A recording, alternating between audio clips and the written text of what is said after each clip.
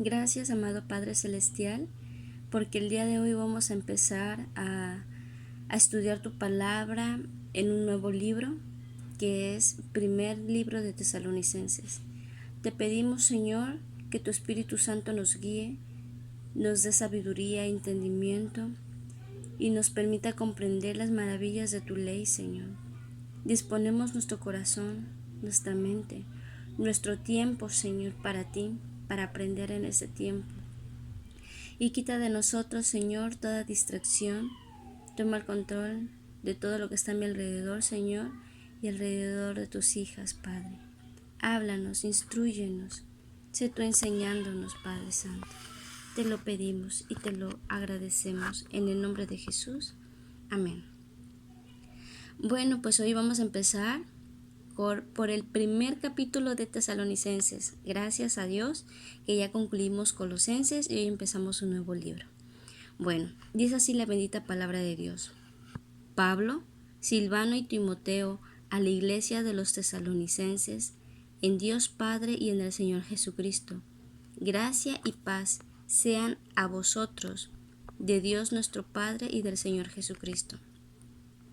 Damos siempre gracias a Dios por todos vosotros, haciendo memoria de vosotros en vuestras oraciones, acordándonos sin cesar delante del Dios y Padre nuestro de la obra de vuestra fe, del trabajo de vuestro amor y de vuestra constancia en la esperanza en nuestro Señor Jesucristo. Porque conocemos, hermanos amados de Dios, vuestra elección, pues nuestro Evangelio no llegó a vosotros en palabras solamente, sino también en poder, en el Espíritu Santo y en plena certidumbre. Como bien sabéis, cuáles fuimos entre vosotros por amor de vosotros.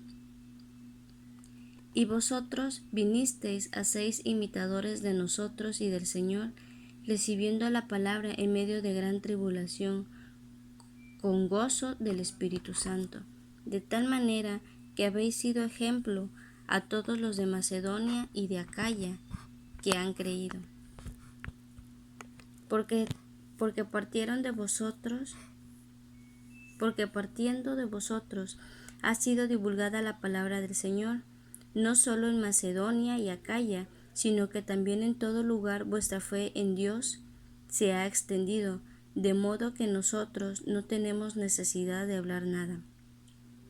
Porque ellos mismos cuentan de nosotros la manera en que nos recibisteis, cómo os convertisteis de los ídolos a Dios, para servir al Dios vivo y verdadero, y esperar de los cielos a su Hijo, al cual resucitó de los muertos, a Jesús, quien nos libra de la ira venidera. Muy bien, leímos todo el capítulo 1 y pues esta es una nueva carta de Pablo, pero ahora a los tesalonicenses, porque pues vivían en Tesalónica, por eso se les llamaba tesalonicenses. Y bueno, empieza el saludo que Pablo, Silvano y Timoteo a la iglesia de los tesalonicenses en Dios Padre y en el Señor Jesucristo. Gracia y paz sean a vosotros de Dios nuestro Padre y del Señor Jesucristo. Así se saludaban antes en cartas. Algo interesante, ¿verdad? Ahora, bueno, y aquí da como que un agradecimiento Pablo, diciendo que siempre están orando por ellos. Siempre están en la mente de Pablo ellos, en la mente de Pablo, de Silvano, de Timoteo y de todos sus colaboradores.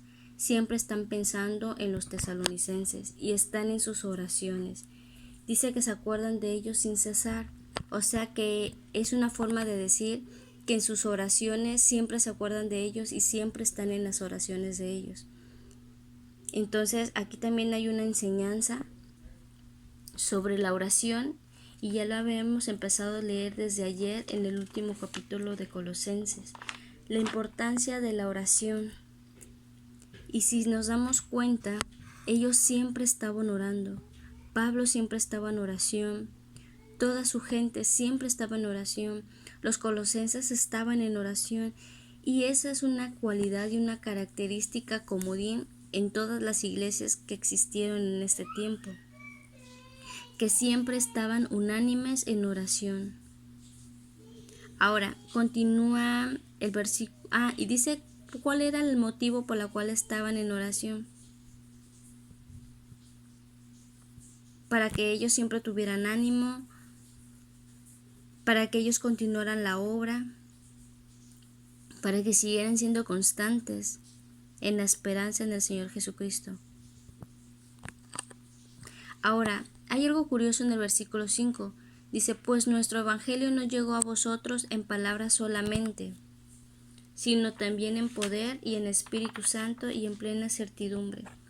Aquí habla ya de que Pablo y la gente que fue a predicarles la primera vez, perdón por tanto movimiento, no lo hicieron con palabras muy rebuscadas, no lo hicieron con palabras muy intelectuales, sino que la predicación de ellos fue con poder, con la manifestación del poder del Espíritu Santo. Vamos a recordar un poco sobre la llegada y la venida del Espíritu Santo en nuestros tiempos. Y esto lo podemos ver en Hechos, capítulo 1.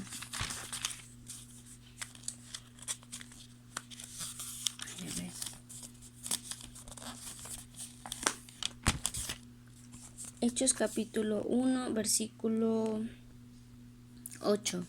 Dice, pero recibiréis poder cuando haya venido sobre vosotros el Espíritu Santo, y me seréis testigos en Jerusalén, en toda Judea, en Samaria y hasta lo último de la tierra. Aquí esta era la promesa. Aquí Jesús, antes de regresar al cielo, les dijo, no se muevan de aquí, no se muevan, de Jerusalén, no vayan a predicar a ningún otro lado, aquí quédense, hasta que venga sobre ustedes el Espíritu Santo. Entonces sí, me podrán ser testigos, no tan solamente en Jerusalén, sino en toda Judea, en toda Samaria y hasta lo último de la tierra, o sea, hasta todo el mundo. Pero tenían que esperar la promesa del Espíritu Santo. Ahora, ¿cómo fue esto? Antes de empezar a leer Hechos 2, que ya viene todo el desglose de esto, vamos a leer Primera de Corintios 2, 1, 8. No es cierto, no es. Sí, es 2, pero versículo 1 y 5. Dice así la bendita palabra de Dios. Esto lo dijo también Pablo. Dice, así que hermanos, cuando fui a ustedes para anunciarlos el testimonio de Dios, aquí Pablo se lo está diciendo a los corintios. Dice, no fui con excelencia de palabras o de sabiduría, pues me propuse no saber entre vosotros cosa alguna, sino a Jesucristo y a este crucificado. Y estuve entre vosotros con debilidad y mucho temor y temblor, y ni mi palabra ni mi predicación fue con palabras persuasivas de humana sabiduría, sino con demostración del Espíritu y de poder, para que vuestra fe no esté fundada en la sabiduría de los hombres, sino en el poder de Dios. ¡Qué tremendo! No sé si alcanzan a entender esto, pero aquí prácticamente está Pablo diciendo, no quise predicarles conforme a mi intelectualidad, conforme a mi conocimiento, conforme a mi sabiduría, conforme a palabras muy acá, para que la fe de ustedes no estuviera fundada en mi palabra, ni para que la fe de ustedes esté fundada en lo intelectual que puedo ser o lo bonito que puedo hablar, sino para que su fe esté arraigada en el poder de Dios. ¿Qué quiere decir esto? Sino que no les habló con palabras persuasivas, sino con demostración de poder, sino que lo que él predicaba era Jesucristo resucitado y a un Jesús vivo que hacía milagros, maravillas. Y de hecho, después, recordemos que el libro de Hechos es el libro en donde empieza, aquí ya a partir de Hechos para acá, porque antes del libro de Hechos está el libro de Juan. Hasta Juan vemos que Jesús murió, resucitó y se fue al cielo, regresó al Padre. Y a partir de Hechos ya Jesús ya no está físicamente, ¿sí? Entonces, al quedarse ellos solos, sin Jesús, por eso tuvieron que esperar la promesa del Espíritu Santo, para que no volviesen a estar solos. Por eso les dijo, es necesario que yo me vaya, para que el Consolador pueda venir entre ustedes, y para que puedan ser testigos hasta lo último de la tierra. Es decir, que los discípulos necesitaban el respaldo del Espíritu Santo y del poder de Dios en sus vidas para poder seguir testificando de Cristo hasta la última nación, hasta los rincones más escondidos de la tierra. Ahora vamos a leer Hechos, capítulo 2, versículo del 1 al 8. Dice, la venida del Espíritu Santo. Cuando llegó el día de Pentecostés, estaban todos unánimes juntos, y de repente vino del cielo un estruendo como de un viento recio que soplaba, el cual llenó toda la casa donde estaban sentados, y se les aparecieron lenguas repartidas como de fuego, asentándose sobre cada uno de ellos, y fueron todos llenos del Espíritu Santo, y comenzaron a hablar en otras lenguas, según el Espíritu les daba que hablasen. Moraban entonces en Jerusalén judíos, varones piadosos de todas las naciones bajo el sol. Y hecho este estruendo, se juntó la multitud y estaban confusos, porque cada uno les oía hablar de su propia lengua, y estaban atónitos y maravillados, diciendo, mirad, ¿no son galileos todos estos que hablan? ¿Cómo pues les oímos nosotros hablar cada uno en nuestra lengua en la que hemos nacido?